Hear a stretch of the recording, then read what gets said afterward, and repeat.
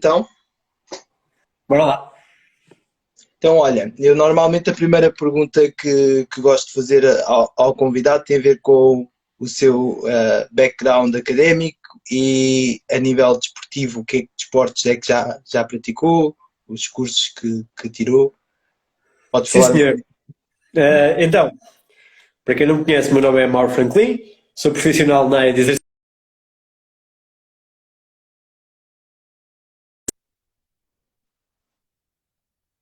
sou powerlifter, é o meu desporto principal. Já há coisa de 10 anos, faço powerlifting competitivo desde 2015 e sou treinador certificado de powerlifting. Para além disso, já tive mais outros desportos no meu passado. Cheguei a ser jogador de futebol durante 7 anos, que é uma coisa que provavelmente muitas das pessoas que me seguem não fazem a mínima ideia. Não era grande jogador de futebol, mas estava lá, estava no campo, era mais um. Não ficava muito tempo a aquecer o banco. Depois do futebol, andei de bicicleta durante muitos anos, fazia aquelas vertentes mais extremas, tipo dirt jumping, downhill, essas coisas todas. Também fiz durante mais ou menos 7 anos. Depois disso, tive uma lesão no joelho, comecei a levantar pesos para ver se tratava essa lesão do joelho e depois já não queria andar de bicicleta, queria levantar pesos. E foi basicamente essa a minha introdução no mundo do powerlifting e a partir daí nunca mais deixei. Ainda fiz uns crossfits, ainda faço uns crossfits muito de vez em quando, mas a minha cena é mesmo levantar peso. Powerlifting, estou a ver. Olha, então podes começar aqui por explicar um bocadinho o que é o powerlifting e já agora como é que está o powerlifting neste momento aqui em Portugal. O powerlifting é um desporto, para quem não sabe, envolve levantamentos máximos de 3 movimentos, squat, bench press e deadlift. Temos 3 tentativas para cada um. A competição é organizada por classes de peso, 7,5 kg e 7,5 kg. Normalmente existem muitas federações que têm classes de peso diferentes, mas normalmente é tipo 60 kg, 67,5, 75 e ganha quem, dentro da sua classe de peso, levantar mais peso no somatório desses 3 movimentos, squat, bench press e deadlift. Cá em Portugal temos uma federação ou um grupo de federações que é a WPC, a WRPF e a PRO que já funcionam há alguns anos. A WPC principalmente já existe para aí há uns 10 anos, que eu saiba, que eu não estava quando houve a origem dessa federação.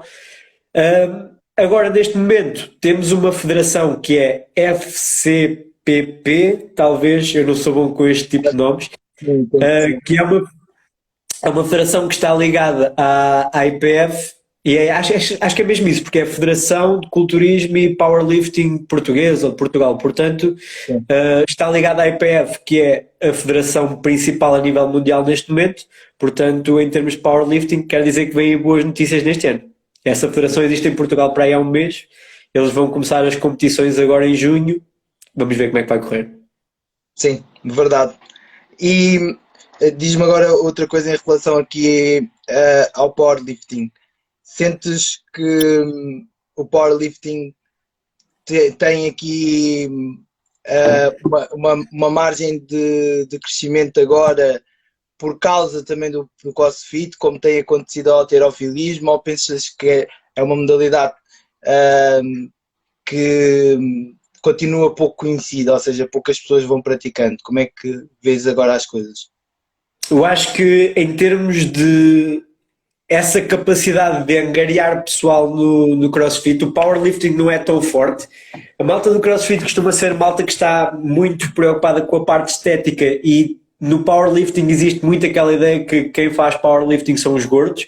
Hoje em dia já não é verdade, pessoal que está em casa, mas ainda tem muito essa tendência para associar a isso. Depois, para além disso, pá, se formos a ver a estética do desporto, até eu próprio considero que o weightlifting é uma cena mais fixe, há barras a voar para o ar, há aqueles overhead squats espetaculares com o cu a tocar no chão, enquanto que o powerlifting é um desporto que acaba por ser um bocadinho mais simples e acaba por não ter tanto essa forma de atrair a malta que vem do CrossFit.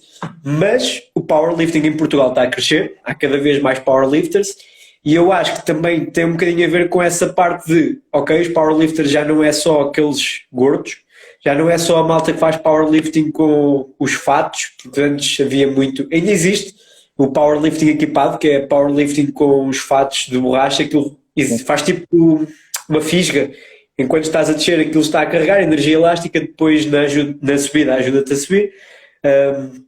Eu acho que a malta olhava um bocadinho de lado para os powerlifters porque, lá está, composição corporal, a utilização desses materiais era alguma coisa que envolvia teres aquele investimento e a maior parte do pessoal não estava para isso, queria era simplesmente levantar pesos. Agora, o powerlifting raw é a cena, é o que está na moda e é muito mais fácil para alguém entrar neste tipo de powerlifting do que entrar nesse tipo de powerlifting que se fazia há 10, 15 anos atrás.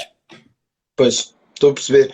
E o que achas que falta ainda para passar a ser uma modalidade olímpica? Ou se é uma coisa que deve acontecer ou que não deve acontecer naquilo que é a tua visão?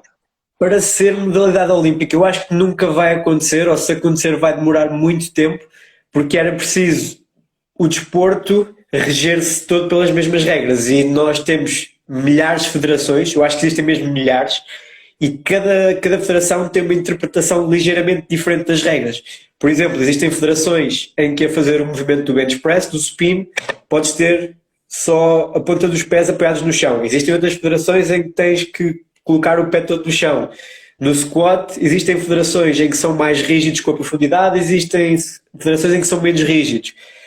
Estas interpretações diferentes das regras e dos materiais que podem utilizar fazem com que o desporto seja, dentro do mesmo desporto de powerlifting, é um desporto muito diverso, porque podes, numa federação diferente, ter que utilizar logo materiais diferentes do mesmo tipo de competição, podes não poder fazer o mesmo movimento da mesma forma, e isso acaba por condicionar muito a evolução do powerlifting, principalmente nessa direção dos Jogos Olímpicos. Agora a IPF, neste momento, tal como nós estávamos a falar, está a tentar que o desporto seja mais unificado, lá está, para tentar que seja mais aceite pelo Comitê Olímpico. Não sei se vai acontecer nos próximos anos, era giro ver, mas não sei. Sim, verdade. Temos aqui uma questão do Ruben. Ele pergunta se, em Portugal as competições são todas em Raw ou também há Equipped? Em Portugal as competições existem, se não me engano, 3 diferentes. Existem o Raw, que é normal. Na WPC, a WPC tem uma coisa um bocadinho diferente. Lá está, diferentes federações com diferentes coisas. Na WPC não se pode utilizar nada nos joelhos, não pode utilizar sequer as knee sleeves na categoria Raw. A maior parte das federações nas outras pode-se, mas em Portugal na WPC não se pode. Se utilizares qualquer coisa no joelho, seja as mangas, seja as ligas, é considerado Raw clássico, que é o tal Raw com as coisas à volta do joelho, e depois tens o tal equipado que tem os fatos, e mesmo dentro do equipado tens single ply, que é fatos mais finos, só com uma camada, e depois tens o multi-ply, que é com várias camadas. Portanto, cá em Portugal, se quiseres competir, tens 4 opções diferentes. Estou a ver. Olha, se agora pudermos então passar aqui a uma parte mais do treino, que é a parte provavelmente que eu mais desconheço. Eu acompanho um pouco o powerlifting assim de fora, mas pronto, a parte mais desconheço, em princípio, é que tem a ver aqui com o treino. Se existe um modelo de treino seguido por todos os atletas, a periodização, se é uma coisa que é feita no powerlifting, se não é, como é que é feita. Se pudesses falar só um bocadinho sobre isso, sobre esta parte, assim, de uma forma geral primeiro, depois podemos ir às partes mais específicas. A periodização é utilizada sem dúvida no powerlifting. Existem estudos relativamente ao treino de força no que toca a treino periodizado versus treino não periodizado, e o treino periodizado costuma ser superior, portanto, a maior parte dos treinadores que eu conheço, eu acho que todos os treinadores que eu conheço utilizam algum tipo de periodização. Agora, não te posso dizer é este o tipo.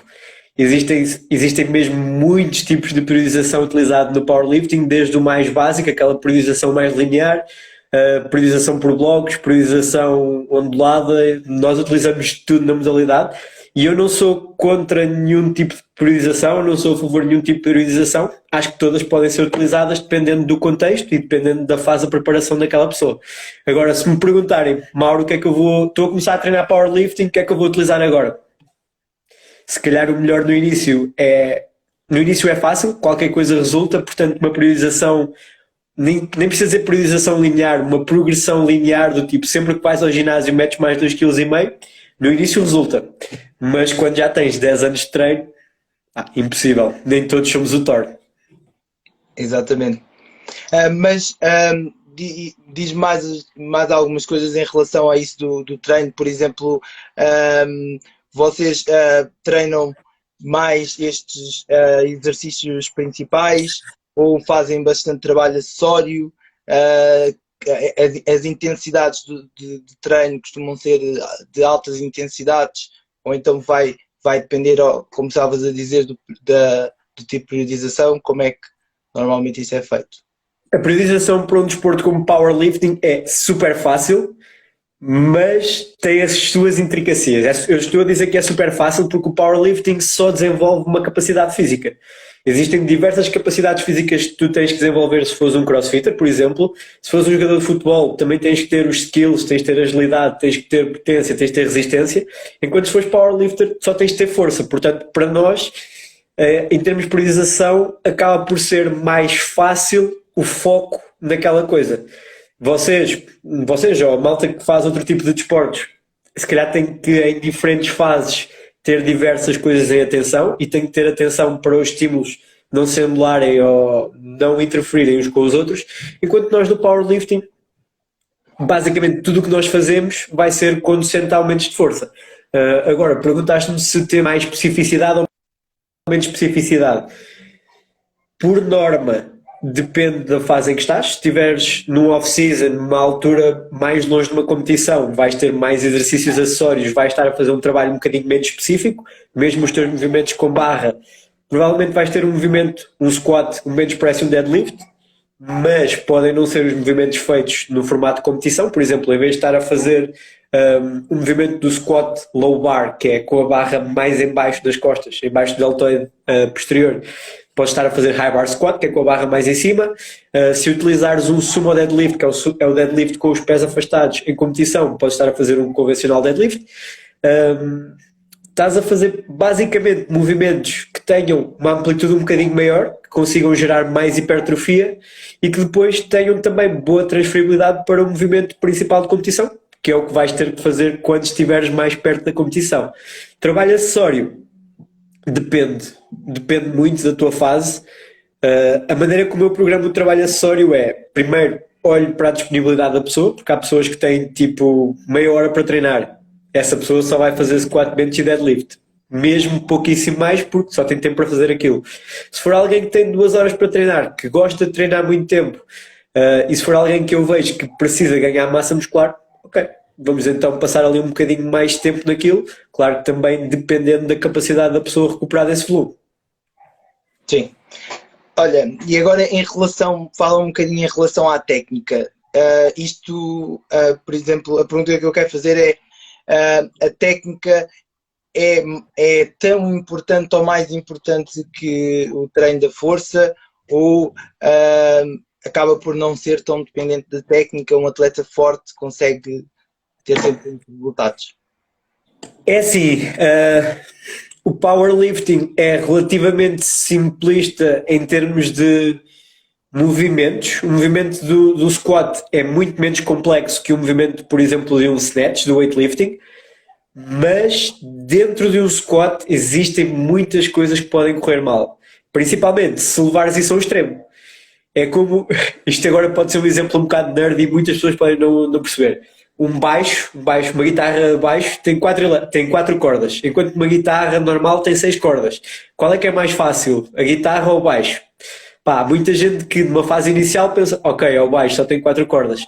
Mas se for no nível super alto, pá, tu tens que ser muito bom naquilo, e o nível de treino que tu tens que ter, o nível de precisão que tu tens que ter e a complexidade acaba por ser tão grande, seja a tocar com 4 cordas, seja a tocar com 6 cordas.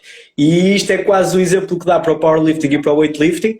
Ok, nós não temos que ter tanta precisão como eles têm que ter no squat clean, mas mesmo assim, dentro do squat, se tu conseguires ser super preciso, conseguires manter a barra sempre vertical e se conseguires otimizar a maneira como estás a fazer o quê? Que estás a criar pressão intra-abdominal e a estabilizar o teu tronco, então vais conseguir fazer um movimento de forma muito mais ótima, vais conseguir levantar mais carga. Portanto, no nível muito alto, seja qual for a tarefa, se tu fores um mestre dessa tarefa, pá, acaba por ter... Acho que foi uma excelente resposta, por acaso muito boa resposta, boa comparação. E agora em relação a vocês no powerlifting também têm avaliações específicas que costumem fazer, além se calhar daquelas coisas tradicionais do RM, para poder planear o treino, tem algum tipo de avaliação específica que costumem precisar de fazer regularmente com os atletas? Em termos de desporto de powerlifting, a maior parte dos treinadores hoje em dia quase não faz esse tipo de testes, pelo menos de forma direta. Nós não testamos um RM fora do contexto de competição normalmente, existem muitos treinadores que o fazem. A maneira que nós fazemos isso normalmente é por métodos indiretos, ou fazemos, por exemplo, um M-Rep, uma série com máximo de repetições, com, por exemplo, 90%. Eu sei que se o meu atleta fizer 6 repetições com 90%, então provavelmente aquele 1RM já não corresponde realmente ao 1RM que tinha. Para além disso, hoje em dia, nós também temos muito cuidado em termos de priorização de powerlifting para não dar um estímulo grande demais, tanto em termos de volume como em termos de intensidade, e principalmente em termos de intensidade. Portanto, se eu quiser que o meu atleta faça um M-Rep com os tais 90%, eu posso lhe dar um cap, um limite. Vais fazer um M-Rep com 90% e vais até um RPE 8, quer dizer que conseguires fazer mais 2 repetições com aquela carga.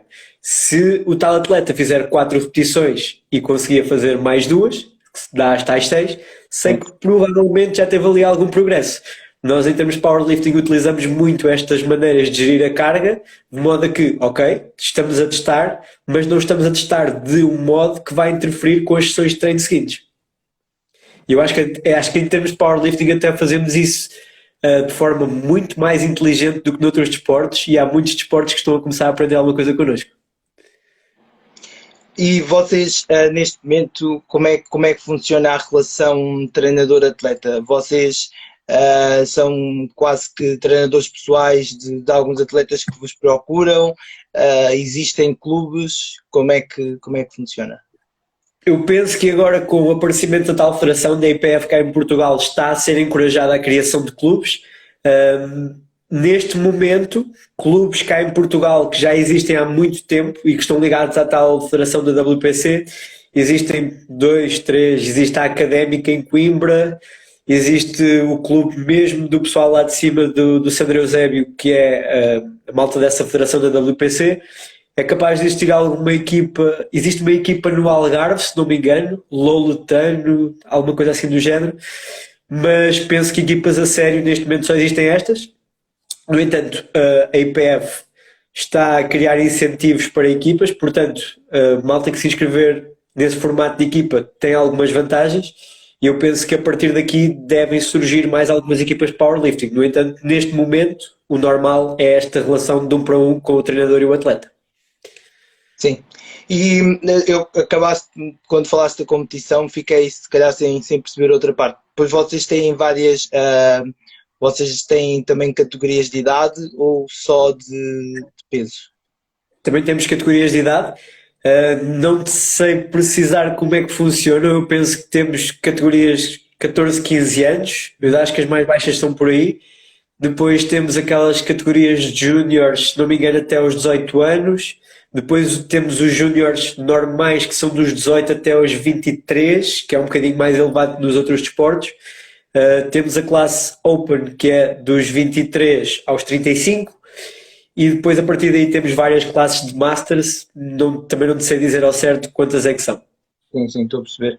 Então, pegando nisso, qual é que era a idade que se poderia começar a treinar powerlifting? O powerlifting tem...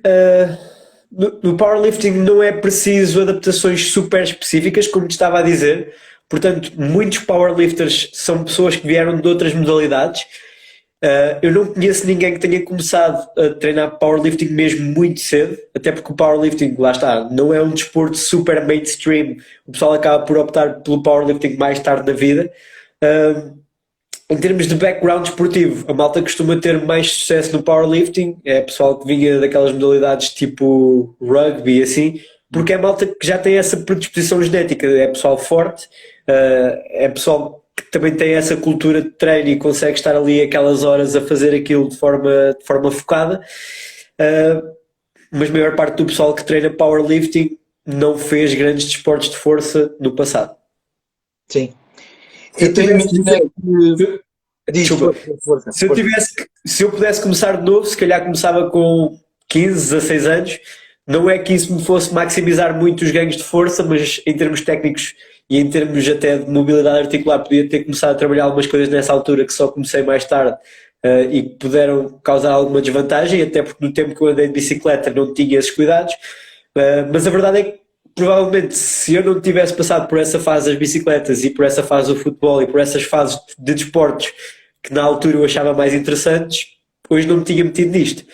O powerlifting, se calhar para um miúdo de 14 anos, é uma seca. Estás ali a fazer 3 movimentos para o resto da tua vida no ginásio, enfiado no ginásio. Eu não aconselho começarem logo por aí. Eu aconselho começarem num desporto fixe, alguma coisa que gostem, ginástica, karaté, seja o que for, e depois, mais tarde, se quiserem enverdar por essa via, força. Boa resposta. Diz-me, eu estava aqui a pensar outra coisa também, que era se alguém quiser começar a praticar powerlifting, o que é que deve fazer? Como é que eu gostava de começar a treinar powerlifting e encontrar umas competições, experimentar, saber como é que é, quais é que são os primeiros passos que uma pessoa pode fazer para isso? Eu, claro que, como profissional de exercício, eu, claro que aconselhava encontrarem alguém que vos possa acompanhar. Também é uma coisa que pode ser feito sozinho, existem milhares de recursos no YouTube. Já não é como na minha altura havia um canal de powerlifting no YouTube que era o Ben Rice, o resto de canais eram todos ligados mais àquela parte do bodybuilding. Encontram muita informação no YouTube, mas também há aquela coisa, existe muita informação, mas também existe necessidade de saber filtrá-la. E havendo muita informação, e se for alguém que não tem nenhum conhecimento prévio sobre aquilo, vai acabar por falhar muitas vezes. Eu acho que o melhor para alguém que está a começar é mesmo começar com um treinador. Pode não ser um treinador super específico de powerlifting, porque a maior parte do pessoal que trabalha com strength and conditioning tem informação necessária, tem as ferramentas necessárias para começar um atleta desta modalidade. Depois, mais tarde, quando os lifts começarem a parar um bocadinho, quando já não conseguir progredir de forma tão fácil e tão rápida, aí sim procurar alguém que seja um bocadinho mais específico para a modalidade de powerlifting. Claro que, se quiserem fazer sozinhos, podem fazer, pesquisem no YouTube e tentem filtrar um bocadinho as vossas informações e as vossas fontes. Então, e agora no ponto de vista falámos deste ponto de vista do atleta, agora do ponto de vista do treinador. Imaginemos que eu até estou a ganhar algum interesse por powerlifting, até pratico de vez em quando e gostava de ser treinador, tenho formação na área da ciência do desporto. Ok, se quiseres ir por uma via mais formal, existem cursos de powerlifting, ainda em Portugal ainda não existem. Penso que a IPF vai criar curso de treinador de powerlifting, provavelmente deve ser bom, não sei, que eu nunca tirei.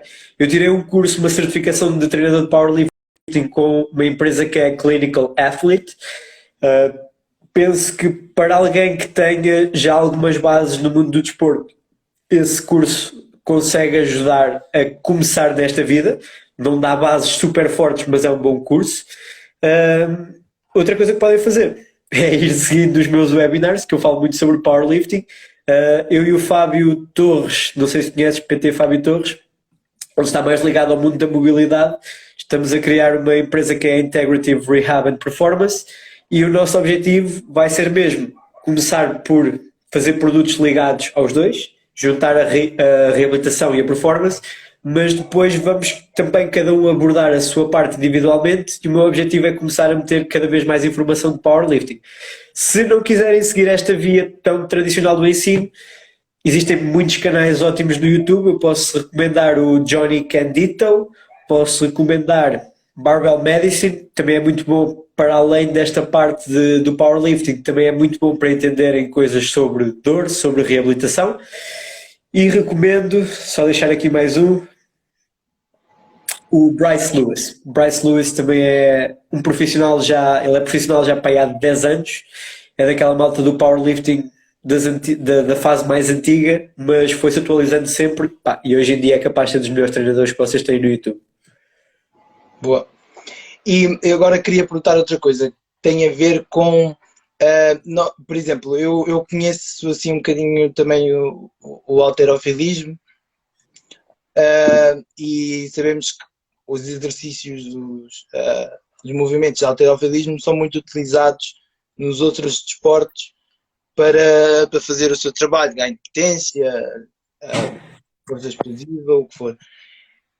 E queria saber, em relação aos movimentos do powerlifting, sentes que também são utilizados para este fim ou com outros, ou se deveriam, que desportos é que beneficiariam desta utilização, um pouco assim à volta disto.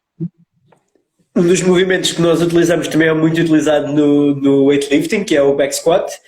O back squat acaba por ser, se calhar, dos movimentos mais importantes, não vou dizer seja qual for a modalidade, porque lá está, existem muitas modalidades diferentes, mas pode ser um bom movimento de base que depois pode ser transferido para outras tarefas. Por exemplo, podes acabar por nem fazer um back squat com a amplitude completa, mas se quiseres melhorar o teu salto, um quarter squat pesado é uma ótima opção, segundo a literatura, e eu não percebo muito sobre a parte desportiva. Mas eu penso que, principalmente, o back squat é um movimento ótimo.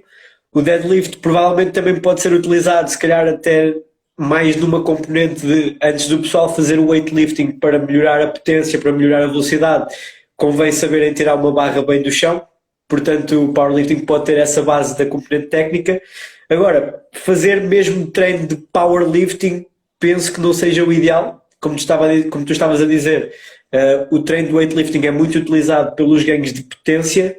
O powerlifting não é um desporto rápido. Se formos a imaginar aquela curva do strength e da velocidade, depois com aquela parábolazinha da potência, o powerlifting está muito para aqui. Quer dizer que o powerlifting é um desporto que tem força máxima, mas em termos de velocidade não temos quase nenhuma. Portanto, em termos de potência, a potência do desporto acaba por ser muito baixa.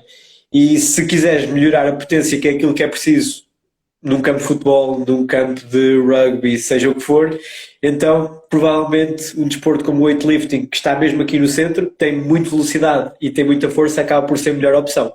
No entanto, o powerlifting, lá está, tem essa base técnica que depois pode ajudar no weightlifting, que talvez possa ajudar no desporto, mas isto já são muitos seis. Sim, estou a perceber. Mas, por acaso, a minha modalidade é o atletismo. Eu trabalho mais com jovens, portanto, os agachamentos que fazem são ainda com pouca carga. Mas o meu estágio foi com atletas de alto rendimento, e lá utilizava-se bastante, por acaso, o agachamento, né? Utiliza-se muito o meio agachamento no atletismo, não tanto a paralelo, Sim. mas o meio agachamento. Acho que tu até utilizaste outro nome agora, não é? Não foi meio agachamento. Quarter squat é o quarto agachamento, quarto meio. Quarto agachamento, normalmente chamamos meio agachamento, mas sim, o quarto agachamento. E utiliza-se também muito o peso morto, por acaso, mas utiliza-se, penso que mais com o fim da taxa de produção de força, e é ali no período inicial antes de começar o treino da potência, mas acaba por ser bastante utilizado também, por isso tem um fim interessante. Mas sim, depois, mais à frente, quando começa a ser aquele treino de potência mais puro, utiliza-se mais aqueles movimentos do halterofilismo. E agora vou-te fazer uma pergunta, porque eu não percebo muito isto. Qual é que achas que será a melhor opção para um atleta? Será que é um deadlift normal? Porque eu estou a falar na perspectiva de treinador de powerlifting, e ainda há algum tempo perguntaram, ok, do bench press, deadlift e squat, qual é que costumas ter mais dificuldade, ou qual é que é o movimento que as pessoas têm mais dificuldade em fazer mesmo bem? E eu vou sempre para o deadlift. Vocês utilizam um deadlift, ou será que seria mais fácil utilizar, por exemplo, um trap bar deadlift, que em termos técnicos é mais fácil, e se calhar em termos de competências que treinam vão ser mais ou menos a mesma? Se calhar podia ter referido, mas sim, utilizamos a trap bar, exatamente. Fazem mesmo trap bar deadlift. Yeah. Faz sentido. Ótimo. Porque é mais fácil, exatamente. É um bocadinho por aí, por ser mais fácil, consegue-se trabalhar com mais cargas, os atletas não acabam por ter a zona ali da lombar mais estabilizada, né, com a utilização da barra, acaba por ser melhor. É isso, era o que eu desconfiava. Ótimo. Sim, eu penso que até é uma coisa muito, muito recente que acontece no atletismo. Isto é uma coisa que eu se calhar teria que falar com outros treinadores, mas pelo que eu percebi na altura do meu estágio, aquilo também era uma coisa ali mais ou menos recente, e antes utilizava-se uma barra olímpica normal, e depois aquilo que acontecia era os treinadores acabavam por desistir de fazer, né? Porque o atleta depois começava-se a queixar e depois se calhar mais vale não fazer este exercício e faz outro. Sim, eu estou a pensar. Eu não estou a dizer que o deadlift, que o deadlift era um exercício mau, mas a curva de aprendizagem se calhar era grande demais para alguém que só quer utilizar como um exercício acessório. Para alguém que só quer chegar lá e treinar, a trap bar é uma melhor solução. Sim, concordo. E agora já passámos aqui um bocadinho por muitas coisas assim do powerlifting, e eu se calhar gostava de saber um bocadinho mais em relação a ti enquanto atleta, que provas é que já fizeste, os teus levantamentos quais é que são, um bocadinho mais sobre ti em relação a isto. Então, como te disse no início, eu faço powerlifting competitivo desde 2015. Em 2015 comecei a competir abaixo de 60 kg, portanto eu era um gajo super magrinho. Competia nessa classe de peso. Já vi que temos aqui uma pergunta, já vou ver. Nesse ano ainda estava a competir como juniors. Ganhei logo as minhas primeiras competições. Competi no Mundial da WPC cá em Portugal. Na altura bati os recordes do mundo dos movimentos quase todos da WPC, mas pronto, a WPC é só uma de muitas federações, não estou a dizer que eram recordes do mundo absolutos. Bati recordes do mundo para aquelas federações e ganhei o Mundial daquela federação. Isto sou eu a ser humilde, eu gosto de ser humilde, eu não gosto de que digam este gajo foi campeão do mundo. Não, fui campeão do mundo desta federação. Depois, em 2016, também fiz o campeonato europeu em Inglaterra, Stoke-on-Trent, fiquei em segundo lugar. Já na classe de peso a seguir, nos 67,5 kg, que foi a classe em que eu competi a maior parte da minha vida, desde 2016 até o ano passado. Ganhei para aí 6 vezes o Campeonato Nacional de Powerlifting cá em Portugal e estou sem competir há coisa de um ano e tal por causa disto do Covid, mas vou voltar a competir dia 6, 5 de junho, portanto, se estiverem pela zona do Porto, ou a zona de Trofa, que ainda é um bocadinho mais acima, passem pela Academia Corpos em Alvarelhos, que é uma aldeiazinha no meio do nada, e vão ver a competição de powerlifting. Estavas-me a perguntar também quais é que são os meus levantamentos, certo? Sim. Eu tenho 210 kg de back squat, em competição fiz 205, o meu melhor. Tenho 127,5 kg de bench press, melhor em competição 122,5. E 230 de deadlift, melhor em competição 222,5. Eu disse 222,5 de bench press, é 122,5 melhor em competição. 222,5 de deadlift. Sim. Boa. Olha, queres responder aqui a esta pergunta? Pode ser? Então aqui penso que tem a ver com aquela conversa que nós estávamos a ter anteriormente em relação ao atletismo. Se o snatch grip deadlift também não é uma opção semelhante ao trap bar. Não é. Em termos... Puderes explicar só o que é o snatch grip deadlift? Snatch grip deadlift é deadlift com a pega de snatch dos movimentos de halterofilismo, uma pega super afastada. Formos a analisar em termos de... Aquilo, em termos de movimento, é um bom misto de squat e de hinge, sendo hinge um movimento de puramente extensão e flexão da coxa. Em termos do movimento que há nos membros inferiores, os dois até acabam por ser semelhantes, mas em termos de curva de aprendizagem, nada a ver. O snatch grip deadlift é super difícil de ensinar, é muito mais difícil que um deadlift normal, enquanto que um trap bar deadlift é bué da simples. Portanto, eu estou a perceber a pergunta. em termos biomecânicos, esta pergunta faz sentido, porque para os membros inferiores é quase a mesma coisa o que está a acontecer em termos de ações no plano sagital, a extensão e a flexão, mas no que toca à aprendizagem do movimento, o snatch, grip, deadlift, a pega afastada torna a aprendizagem mesmo muito difícil, o que não é ótimo para alguém que só queira chegar lá e treinar, que é aquilo que estávamos a falar há pouco. Exato, exato. É um bocadinho assim. E concordo com o que disse aqui o Ruben. É mais difícil de ensinar do que um deadlift convencional. Se as mãos mais afastadas, é mais provável que a pessoa vá fazer muita flexão lombar para agarrar a barra, portanto, não é uma boa opção para este tipo de pessoas. Sim. Então, e já agora, já que estamos a falar sobre isto, se não fosse a trap bar, qual é que seria a melhor opção para uma aprendizagem mais fácil do deadlift? Deadlift blocos, sem dúvida. Começam por fazer o deadlift a uma altura que consigam manter uma posição neutra ou mais neutra possível da coluna e depois vão baixando um bocadinho os blocos até um nível que achem que seja bom para a pessoa em causa.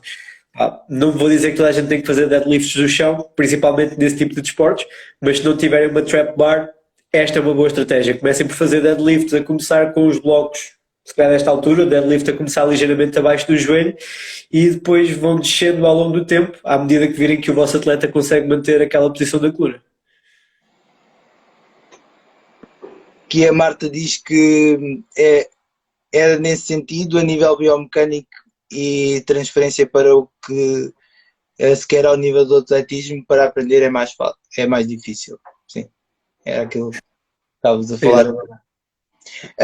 E eu ia fazer outra pergunta, agora escapou-me um bocado, mas tinha a ver ainda com isto de como é que era mais fácil aprender.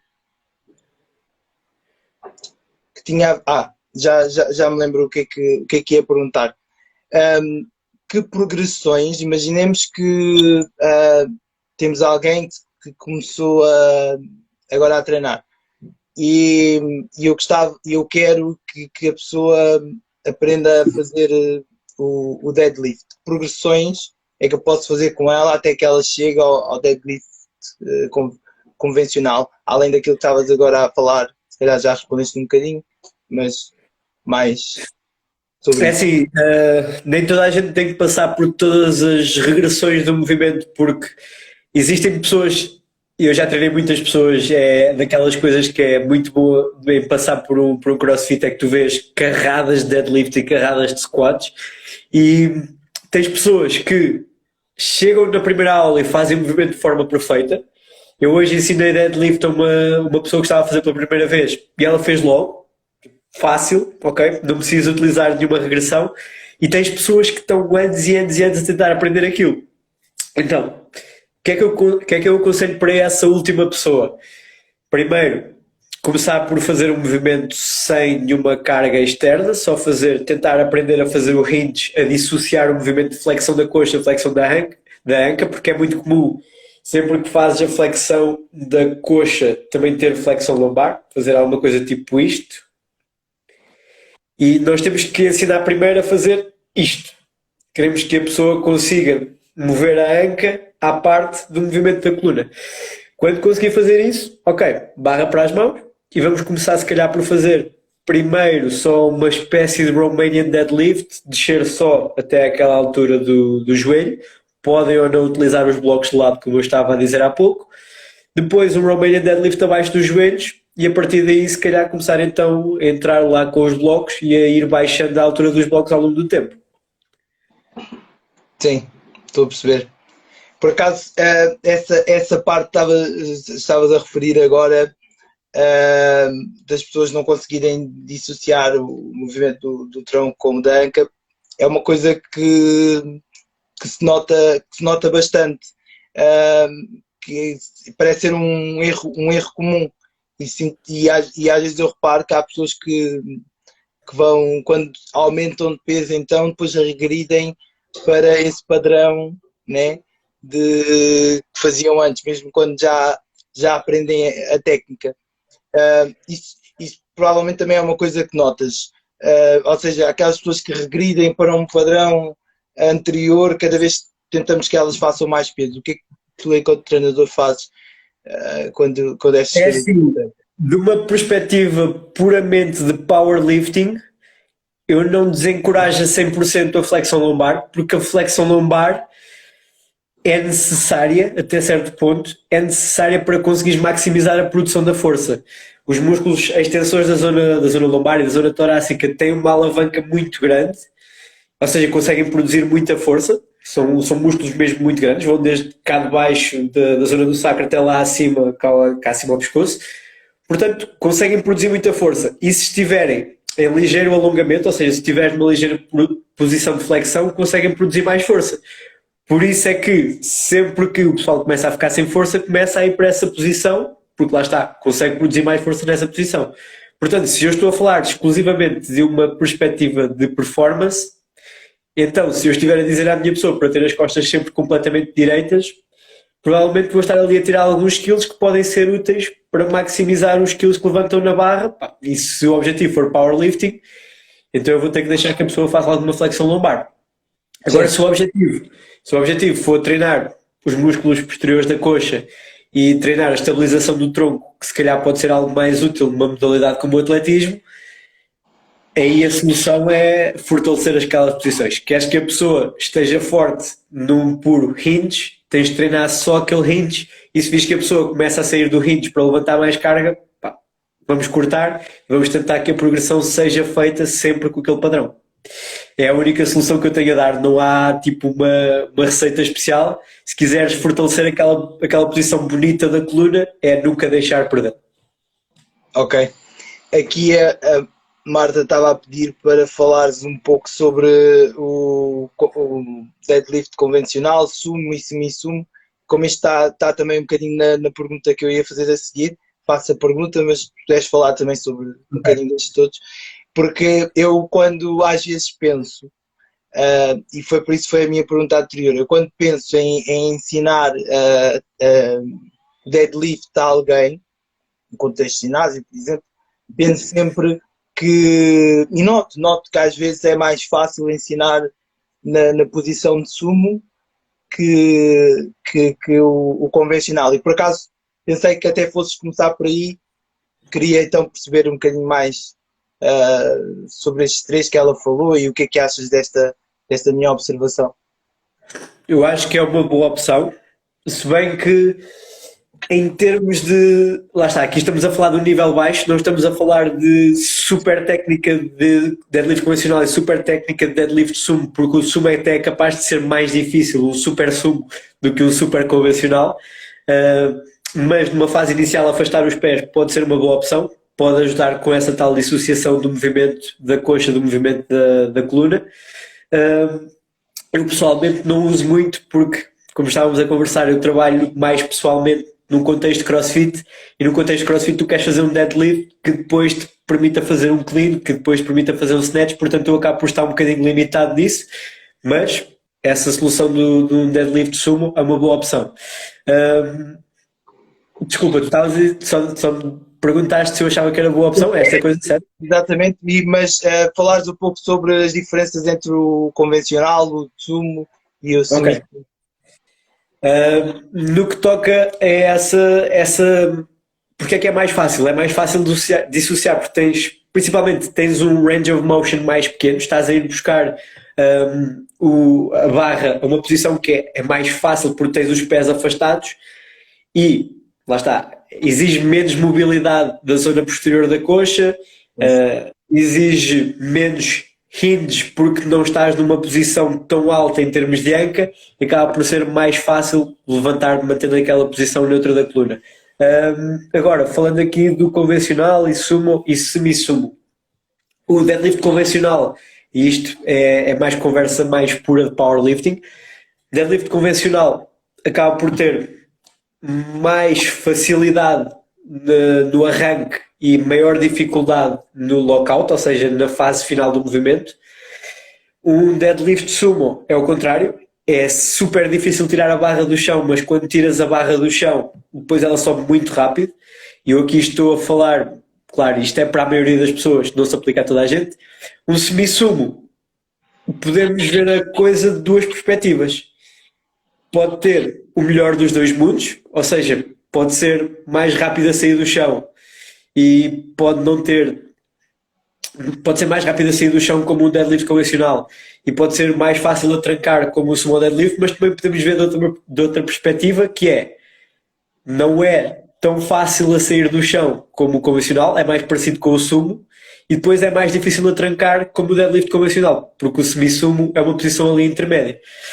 Se é melhor ou pior, é uma questão de testar. Se consegues tirar os dois positivos, pode ser a melhor coisa de sempre. Se só tiras os dois negativos, pode ser a pior coisa de sempre. É uma questão de experimentar mesmo. A Susana Henriques, e se Sim. não conhecem a Susana, vão lá segui-la. Conheces a Susana? Não conheço. Não Sim. vias televisão há uns anos atrás. Esta senhora perdeu bué de quilos na televisão, no peso pesado. Kettlebell deadlift também é uma boa progressão. Sim, senhor. Porquê? Sim. Porque coloca a asa do deadlift um bocadinho, a asa do kettlebell está mais elevada do que a posição da barra no deadlift normal, portanto torna o movimento mais fácil. Normalmente não consegues meter tanta carga num kettlebell como num deadlift normal. Sim, e eu, por exemplo, quando estou a ensinar, obviamente, isto é mais a nível ou com os meus atletas mais jovens ou a nível de ginásio, mas eu quando começo a ensinar, nunca utilizo uma barra, acabo por utilizar sempre, por exemplo, o kettlebell, até porque é o que é mais acessível muitas vezes, acabo sempre por começar aí pelo kettlebell e para fazer o peso morto. Eu sou bruto. Eu, a maior parte das vezes, meto uma barra na mão da pessoa e ensino o movimento de cima para baixo. Vamos até onde conseguires ir, ok? Depois sobes. Ok, A maior parte das vezes é a minha estratégia, mas também lá está, porque já passei por milhares de deadlifts ensinados, já sei o que é que quero ver e já sei até onde é que posso ir com aquela pessoa, portanto uhum. já tenho mais ou menos o plano de ação, a coisa já está desenhada na minha cabeça. Se eu vir que não resulta, aí então vou optar por uma das outras opções, se calhar até vou ter que fazer uma regressão super grande, colocar a pessoa junto à parede só a fazer pelvic tilt, a fazer a anteversão e retroversão da bacia, depois coloco a pessoa se calhar nesta posição, tipo assim, e a fazer o mesmo, só para a pessoa perceber o que é a tal coisa de dissociar o movimento da anca do movimento da coluna, e depois quando eu vir que a pessoa já consegue fazer esses movimentos de forma dissociada, ok, barra na mão e vamos lá. Sim. Olha, então agora se já falámos aqui um bocadinho do deadlift, se calhar perguntava-te se é ou não aqui o spin que é o exercício mais, se calhar mais fácil de ensinar e se podias falar um pouco sobre a técnica que existe por trás deste exercício no powerlifting. Técnica do powerlifting. E eu acho que a malta julga erradamente os powerlifters, porque é aquela coisa do arco e o arco é muito mau e vais partir as costas. Primeiro que tudo, a carga no bench press está sobre os ombros, portanto a prioridade é colocar os ombros numa posição estável. Podemos concordar nisto, certo? Sim. Portanto, a carga não estando sobre a coluna e a prioridade sendo os ombros, vamos focar-nos nos ombros. E para os ombros estarem numa posição boa, para evitarmos que haja uma anteriorização da cabeça do ombro, depois temos aqui o acrómio, depois temos aqui o tendão do supraespinhoso, temos o tendão do bíceps, passam ali e que se o ombro estiver sempre a rodar para a frente ou a ir para a frente no final do movimento, essas estruturas podem estar sempre a sofrer ali algum dano. O que nós fazemos em termos de powerlifting é, primeiro, vamos estabilizar a zona escápula-torácica, vamos colocar os ombros para baixo e ligeiramente para trás. E só depois é que fazes o movimento. Como consequência desta posição de depressão das omoplatas e ligeira extensão torácica, existe um pequeno arco. E eu ensino este pequeno arco a toda a gente. Mas tem que ser um arco muito grande, como os powerlifters, claro que não. Nós no powerlifting fazemos um arco exagerado de maneira a reduzir a amplitude do movimento, para otimizarmos a performance. É legal em competição? Boa. Nós vamos utilizar isso para conseguir levantar mais carga. Agora, toda a gente tem de fazer um arco assim grande? Não. Toda a gente pode beneficiar de fazer um pequeno arco não tanto por fazer arco, mas sim como consequência de ter os ombros nessa posição certa, acho que sim. Acho que Aproveitando essa tua resposta, eu tenho 100% que concordar. E acho que isto às vezes é gerador de alguma discussão, mas eu concordo completamente. Até acho mal quando começamos a tentar evitar fazer, manter este arco. Por exemplo, há aquelas pessoas, não sei se calhar queres comentar isto, mas eu por vezes vejo pessoas, treinadores, ou mesmo pessoas leigas a ensinar outra, levanta os pés do chão, fica com os pés levantados, que é para reduzir aqui o arco. Super contra isso, perde estabilidade, se o objetivo é fazer mais peso, porquê tirar o pé do chão? Não faz sentido nenhum. eu percebo o tirar os pés do chão se houver dor lombar, e pode haver dor lombar porque a pessoa está numa posição de extensão da anca muito grande e uma extensão lombar muito grande, e a pessoa pode não ter tolerância a essa posição. Mas a pessoa pode simplesmente, por exemplo, em vez de estás a colocar os pés no banco, torna o movimento super instável, colocas os pés de lado nos steps, consegues à mesma ter um pequeno arco na zona lombar e consegues ter uma estabilização muito melhor. É uma questão de não ser preguiçosos. Fizeram aqui uma questão, deixa-me lá ver. O que dizes de quem faz protração escapular no bench? Depende do grau de protração. Eu faço alguma protração e acabo por haver sempre alguma protração. Eu não sou fã de ter os ombros numa posição de pressão sim, mas de retração trancada. Eu não sou fã. Agora, vou-me despir. Agora, fazer isto é normal e é preciso até para teres uma contração a 100% do peitoral. Agora, fazer isto ao ponto que estás a perder o contacto dos ombros com o banco, provavelmente até ficas apoiado só com a cabeça, não vejo qual é que seja a utilidade disso. Eu percebo a ideia e percebo esta ideia do Mike Israetel, que é para levar os ombros à sua amplitude completa, e os ombros, de facto, precisam de trabalhar na sua amplitude completa, mas para isto existem movimentos melhores. Existe, por exemplo, um push-up. Se quiseres sobrecarregar, metes um colete, metes carga em cima, e aí nesse movimento podes fazer um movimento com depressão completa, com retração completa quando vais abaixo, com protração completa quando vais acima, e acaba por ser muito mais fácil estabilizar do que estando num banco. Sim. Olha, diz-me uma coisa, como é que uma pessoa, por exemplo, eu chego à barra e quero saber onde é que eu devo colocar as mãos na barra. Existe alguma referência que se utilize no powerlifting? Depois outra coisa, em relação aqui ao cotovelo, se vocês têm alguma referência de onde é que deve estar a apontar o cotovelo, ou seja, se deve ser um movimento mais aqui de adução horizontal, ou se querem promover se calhar mais uma flexão do... Vai acabar por jogar muito com os pontos mais fracos e com os pontos mais fortes da pessoa. Se for para alguém que está a começar, eu se calhar vou começar numa posição intermédia, uma posição não muito aberta, mas mais aberta do que um close grip bench press. Existem pessoas que têm os braços muito fortes, e eu conheço pessoas que conseguem tirar muito mais de um bench press só ligeiramente mais afastado que os ombros do que conseguem com um bench press afastado, mas em termos biomecânicos parece haver alguma vantagem em ter as mãos muito afastadas, até porque se tiveres um arco grande consegues minimizar muito a amplitude do movimento, o que pode ser conducente a levantar mais peso. Isto de uma perspectiva de powerlifting e de levantar muita carga. Se o objetivo for simplesmente ficar mais forte no movimento e ganhar, se calhar até ter mais ganhos de hipertrofia, consegues fazer mais trabalho ou consegues tirar mais de cada set utilizando uma amplitude maior, utilizando um arco mais pequeno e se calhar utilizando uma pega ligeiramente mais junta. Agora, também não gosto de pegas extremamente juntas, daquelas que metem os punhos nesta posição porque queres fazer tríceps, vai fazer outro movimento e evitas estar a colocar o punho nesta posição de desvio ulnar. Pá. Sob carga, principalmente se tiveres tipo, sei lá, 80, 90 quilos nesta posição, isto é capaz de não ser muito bom para esta articulação.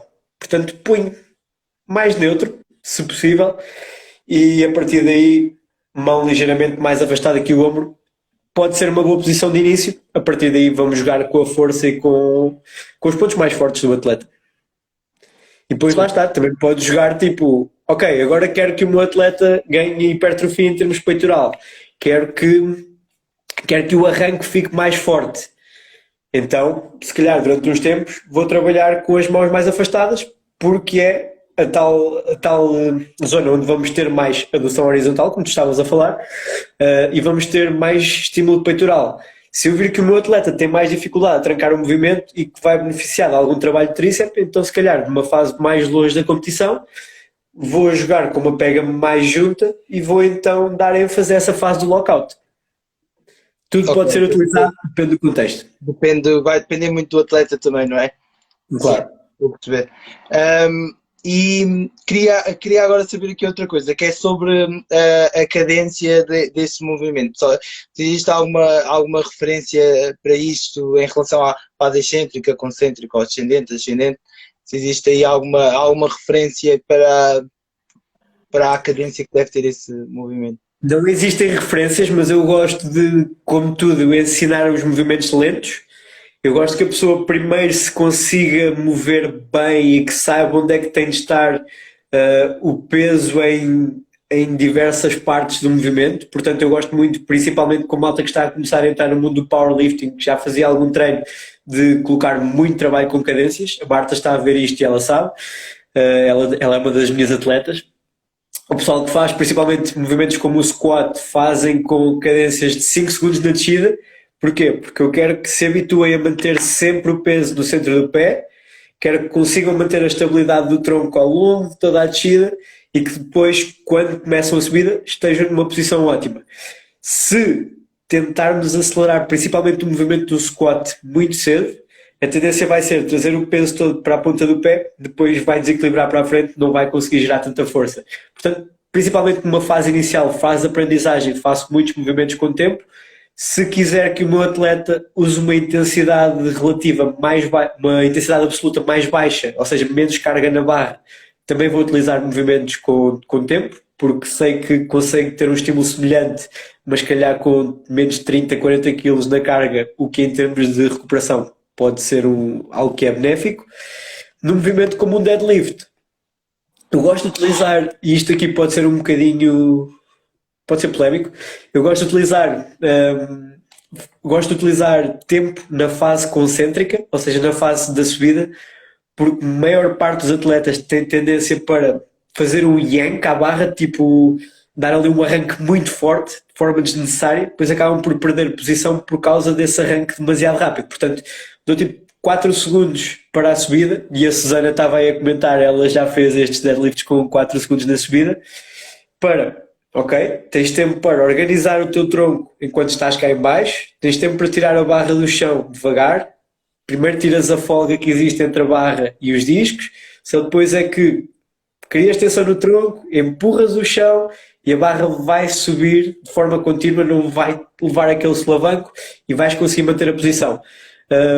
Depois do deadlift, na fase excêntrica, ou seja, na descida, eu não costumo utilizar muitos tempos, utilizo mais, está aqui a Marta a falar, utilizo mais no snatch grip deadlift, com as mãos mais afastadas, mas mais por uma questão de fortalecimento dos extensores da zona torácica e da zona lombar.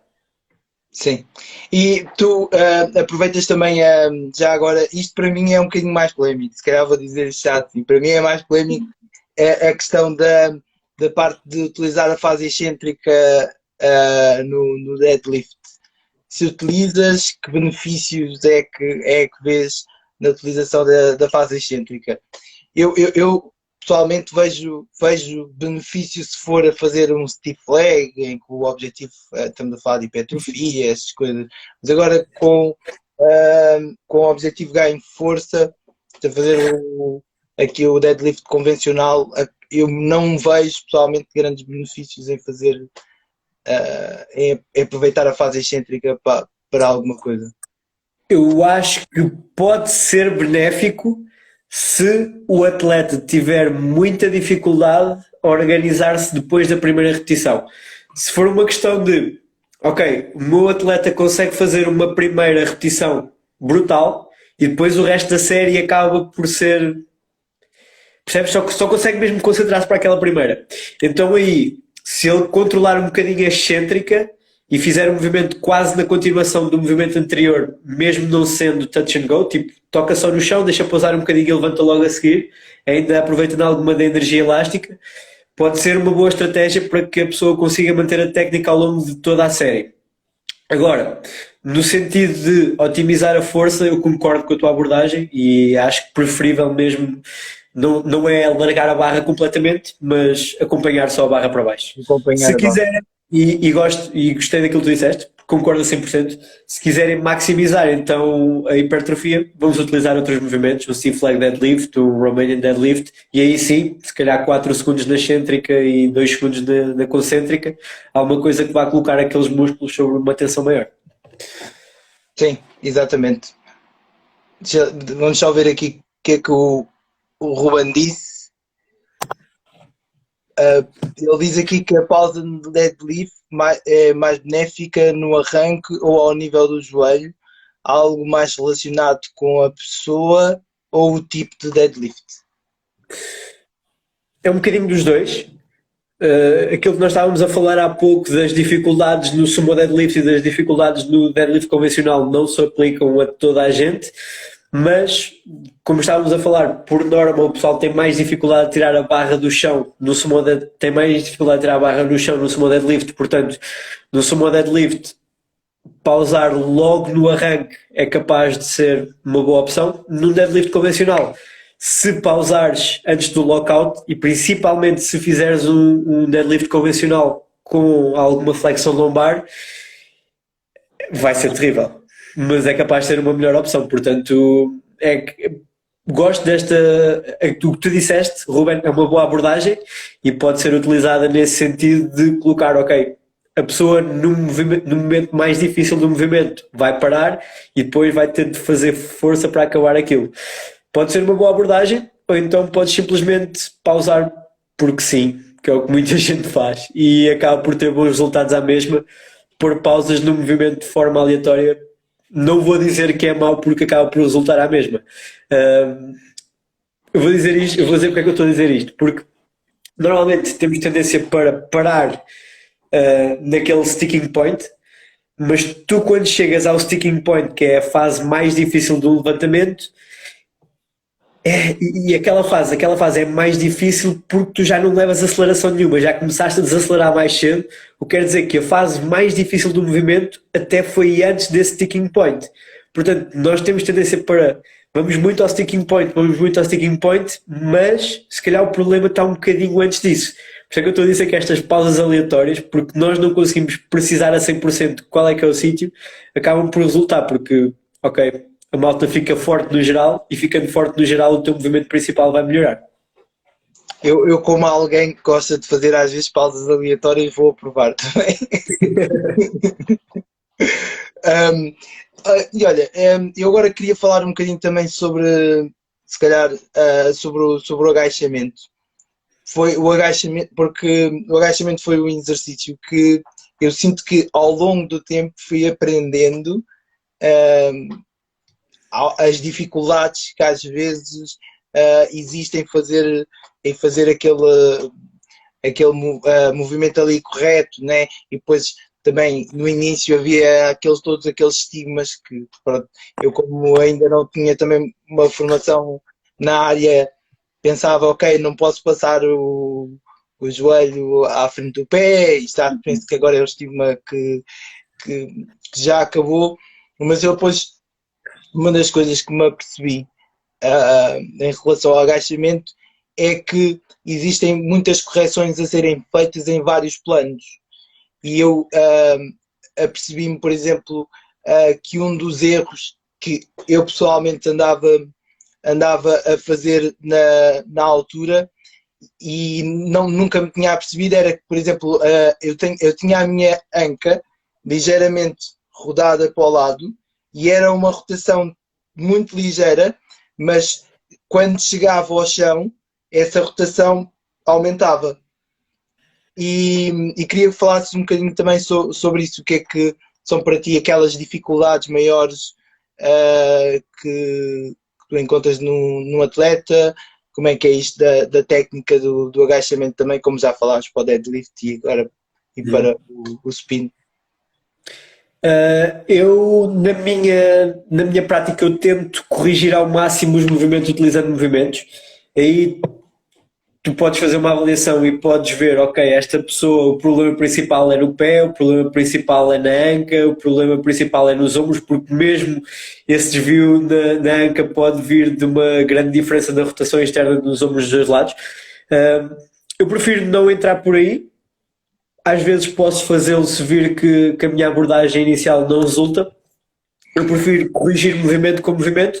Se eu vir, ok, a pessoa nesta fase do movimento está a fazer este erro, como é que isso se traduz? A barra quando a pessoa está lá em baixo, a barra está mais para a frente deste lado e mais para trás deste, então eu vou colocar alguma coisa, tipo um objeto, vou criar ali uma restrição ao movimento que não permita que a barra faça essa movimentação, portanto o corpo vai ter de compensar para uma posição mais perto do neutra. Isso é uma daquelas opções que pode ser utilizada neste movimento.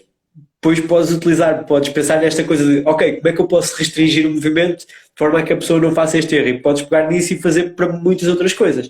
Por exemplo, no squat, aquele pessoal que em baixo tem tendência para fazer, já limpámos a parte do início do movimento, a pessoa está a começar com uma posição de tronco relativamente organizada, mais ou menos, o diafragma está mais ou menos alinhado com o pavimento pélvico no início, mas depois quando chega abaixo mesmo assim tem um butt wink ou uma retroversão da bacia muito grande. Como é que eu vou corrigir isto? Ok, se calhar numa fase inicial vou meter um box squat, vou colocar a pessoa a sentar só até uma altura em que consiga manter essa posição da coluna e depois ao longo do tempo vou progredindo à altura da caixa, neste caso vou baixando a altura da caixa, para que a pessoa vá trabalhando o controle motor dessa posição. Acaba por ser muito específico para a pessoa e acaba por ser também muito específico para o erro da pessoa.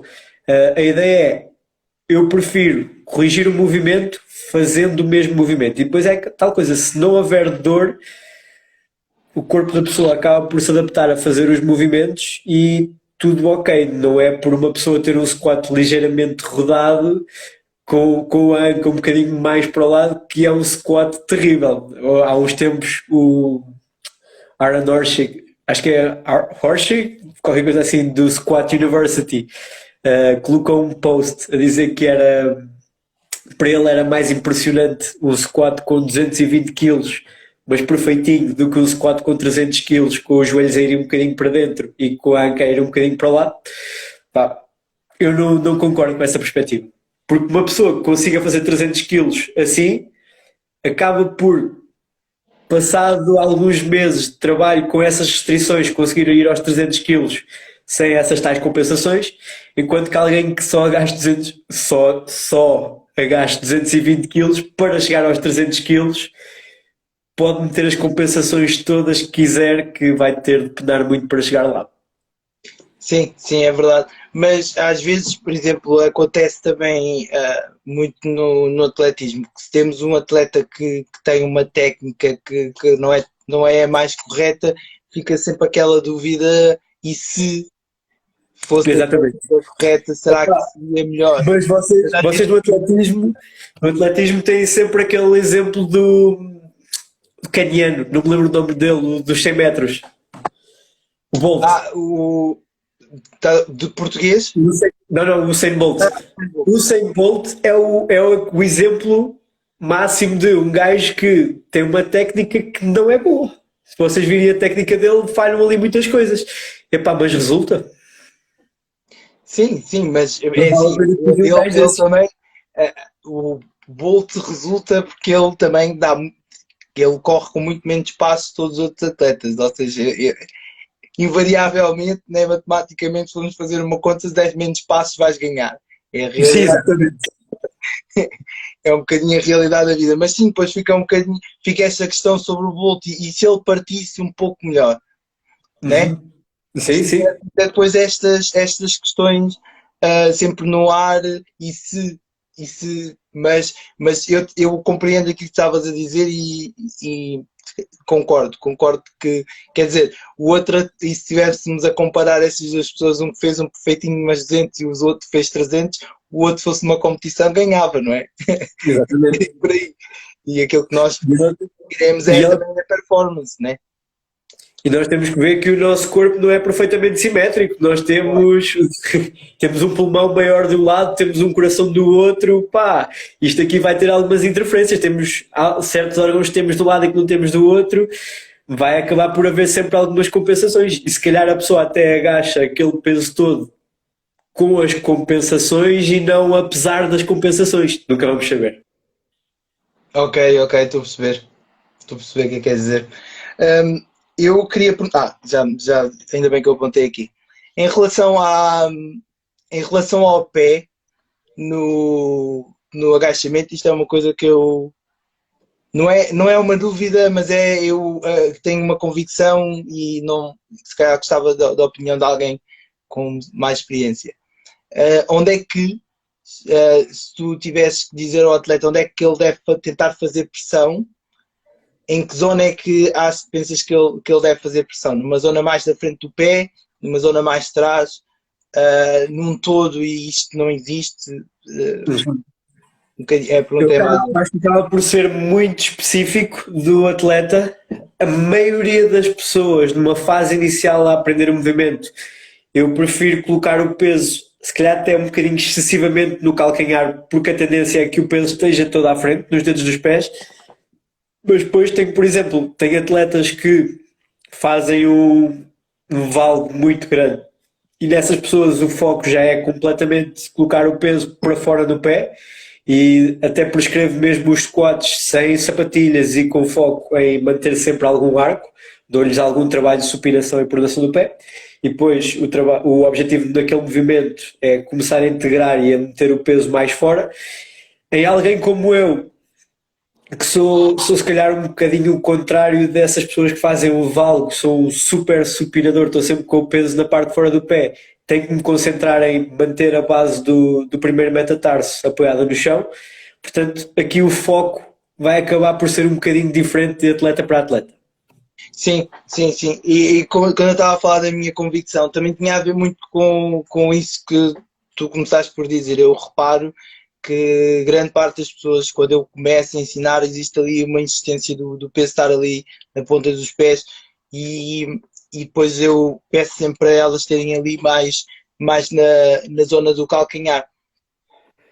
E agora, por acaso, eu tive a ver há uns tempos um estudo que dizia que um atleta se nós quiséssemos que um atleta saltasse mais alto, se utilizássemos uns ténis que simulassem uma dorsiflexão maior, que conseguíamos potenciar a performance. E o que eu quero dizer é, de alguma forma, também dizermos a um atleta para colocar o seu peso nessa zona do pé, não podemos quase que artificialmente estimular os músculos que fazem a dorsiflexão e isso ser um potenciador da performance. Como assim? Colocando o peso mais atrás? Mais Exatamente. à frente? Neste caso Não, é mais à frente. mais atrás, sim, mais atrás. Tecnicamente, se tu tiveres o peso mais atrás, vais ter menos demandas em termos de dorsiflexão. Se o peso estiver mais à frente, como é que eu faço aqui um pé? Não, pera, eu estou a ver bem, agora pode ver o meu. Isto é o pé. Se o peso estiver aqui atrás, a alavanca aqui é muito mais curta. Portanto, se o peso estiver aqui à frente, os músculos que fazem plantar flexão, neste caso, que é este movimento, vão ter muito mais trabalho. Portanto, epá, eu acho que o movimento do squat não é um movimento que devas utilizar para potenciar isso. Não sei. Esse estudo que tu viste tinham mais dorsiflexão, ou seja, tinha a parte da frente do pé elevada? Tinha, sim, exatamente. Tinha uns ténis especiais com a parte da frente Ok. levantada. Mas não estavam a fazer o squat completo, se calhar era utilizado mais É, naquela coisa que nós falamos no salto início. contra movimento. Era um counter movement jump, penso eu. Ok, ok. Era um salto Pá, com contra esse- movimento. se calhar no squat até podias aplicar naquele contexto que nós falámos no início, se calhar de um meio squat ou de um quarter squat, no full squat não vejo grande utilidade para isso. Uhum, uhum. Sim, eu por acaso andava a refletir sobre isso e queria saber. Ahm, Depois disseste outra coisa que também tinha a ver com outra pergunta que eu ia fazer, que tinha a ver com o treinar descalço, que é uma coisa que eu não conheço, não sei bem para que é que serve, gostava de perceber um bocadinho mais para que é que serve fazer treinar descalço ou não. Eu acho que é mais de uma perspectiva de nós andamos o dia inteiro com sapatilhas nos pés, andamos ao contrário dos nossos antepassados há muito, muito tempo, eu não sou daqueles gajos, e o paleo é que é bom, mas nós não passamos quase tempo nenhum a sentir realmente o chão com os pés e perdemos a capacidade de enviar informação da base do pé, que é aquilo que está no chão no movimento do squat, para o nosso cérebro. Nós perdemos um bocadinho a capacidade de perceber. Tenho o peso demasiado à frente, tenho o peso demasiado atrás, tenho o peso demasiado a um lado ou demasiado para dentro. E, primeiro, treinar descalço ao longo do tempo, e se passares mais tempo descalço para além disso, vai-te ajudar a primeiro ganhar essa sensibilidade e perceber, ok, eu tenho o peso aqui. Para além disso, se estiveres descalço, não consegues fazer muito esse erro de levantar o calcanhar, porque simplesmente não consegues. O teu pé não te permite fazer tanto essa compensação de levantar o calcanhar para fazer o movimento do squat como se tivesses sapatilhas. E visto que essa é a compensação mais normal a ver, peso todo lá para a frente, se estiveres descalço, muito provavelmente vais conseguir corrigir isso mais facilmente. Depois, vem aquelas questões da supinação e da pronação do pé que pode ajudar a conseguir focar nisso se estiveres descalço. Sim, sim, estou a perceber. O Ruben volta aqui a fazer uma questão. Diz se tivesses de escolher um exercício acessório para cada um dos três exercícios, sem serem variantes do mesmo, qual seria? Para o squat, nunca tive de pensar nisto. Para o squat seria um Bulgarian Split Squat. Não sei se isto conta como variante do movimento. Acho que conta. Assim, um Zercherzão, Zercher Bulgarian Split Squat. Não sei. Opa, não sei. Não faço ideia porque eu posso utilizar variantes dos movimentos, portanto eu vou mais por aí. Se calhar um exercício para o squat, alguma coisa que ajudasse a otimizar aquela relação que eu estava a falar há um bocado entre o diafragma e o pavimento pélvico, manter esse alinhamento. Para o bench press, push-up, também não pode ser utilizado, não é? Para o bench press, já sei. Usava qualquer coisa que ajudasse na extensão torácica, a promover a depressão escapular. Podia ser, por exemplo, pendurado na barra, um Arching Active Hang, que é tipo pendurar na barra e fazer esse tal movimento, ou fazer isso noutra variação qualquer. E para o deadlift, Good Morning, vale? Não sei se vale ou não. Sim. Mas eu vou por aí. Já agora, falando do Good Morning, eu ia fazer essa questão, depois acabei por deixar passar. Que eu noto que há algumas pessoas, há alguns atletas, mesmo atletas de powerlifting, por vezes costumam fazer no agachamento um ligeiro movimento de parece que estão a fazer o bom dia. Isso é uma adaptação a uma característica antropométrica do atleta? É um erro que eles cometem? O que é isto, quando estes atletas fazem este tipo de movimento? Eu acho que se for ligeiro, não é nada com que te devas preocupar. Se for uma coisa muito exagerada, que depois leva o peso a desequilibrar-se para a frente, então é alguma coisa que deves tentar melhorar. É um erro que existe porque não tens força para fazer a extensão do joelho naquele ângulo. Portanto, o que é que vais fazer? Vais compensar, fazes o snap back do joelho, fazes a extensão do joelho, mas de uma forma que estás a compensar por outra articulação, estás a levar a anca mais para trás e a anca estando mais atrás, temos aqui o centro de massa, onde passa a barra, tens a anca mais atrás, estás mais afastado, tens mais torque. O que estás a fazer é, basicamente, estás a tornar a tua extensão do joelho, roubas aquela extensão do joelho para a extensão da anca.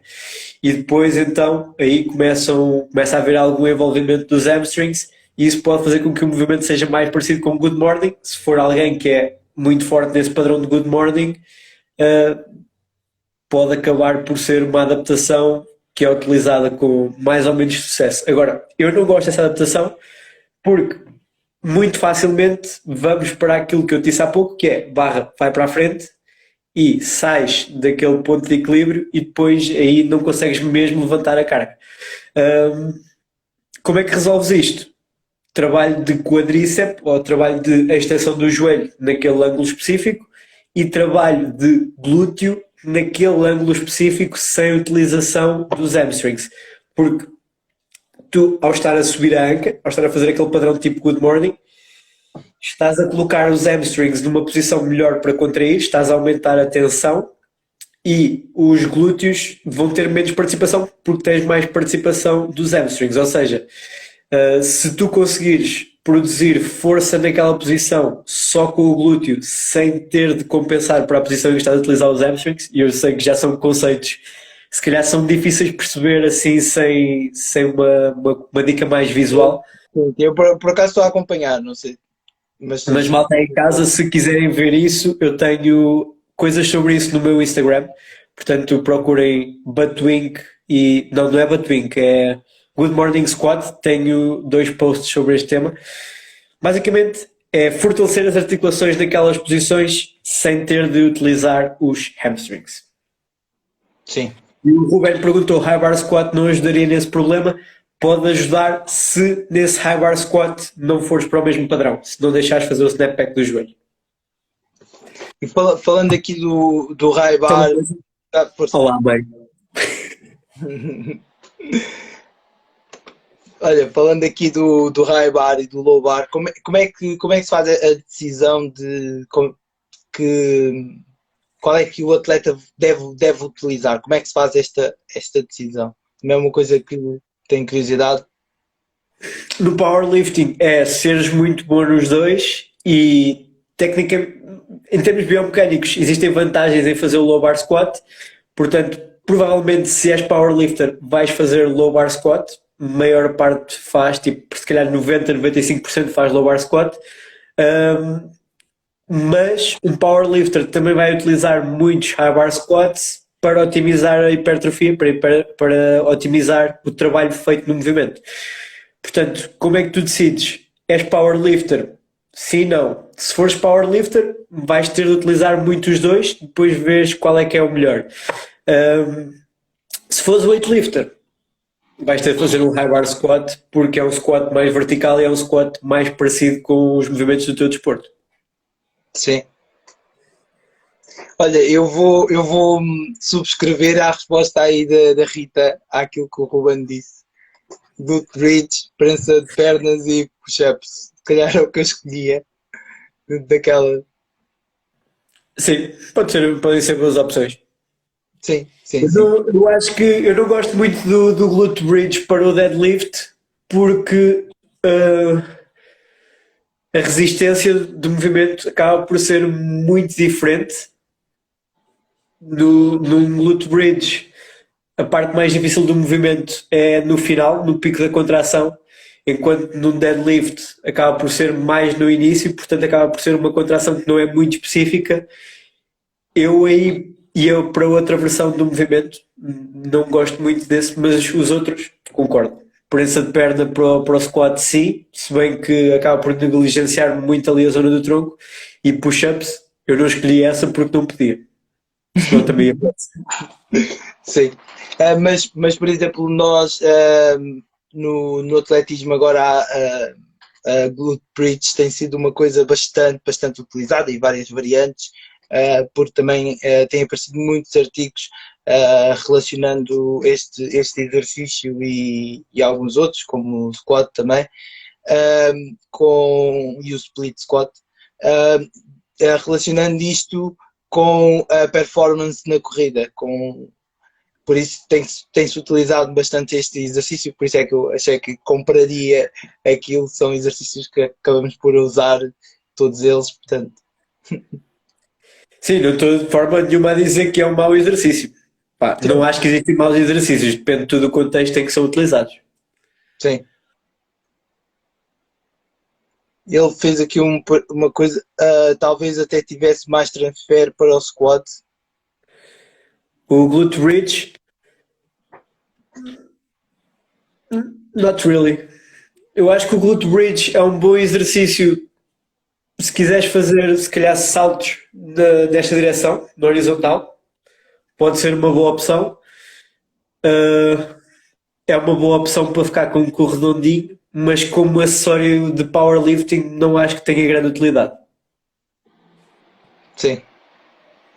E por acaso houve uma formação que eu fiz há uns tempos aqui do projeto, em que era como treinador de atletismo, e ele dizia que as atletas que corriam mais normalmente também tinham o cu mais redondinho, portanto isso de fazer o glute bridge há de ter aqui toda uma relação com Faz sentido.